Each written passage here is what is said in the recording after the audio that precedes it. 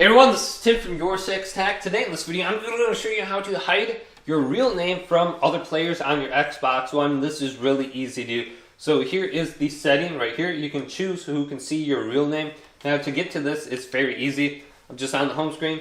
Let's press the Xbox button, tab on over to our profile, and then go on down to settings. Then under here, let's go to account. Then go to the right and go to privacy and online safety. Then type in your passkey or your PIN if you got one. Then go to Xbox privacy and scroll on down to view details and customize. Then we want to go to profile. Then go to the right. So here's the option for you to change your real name. So right here, type in your first name and then your last name. Then your real name. Decide who can see your real name. You can go to friends.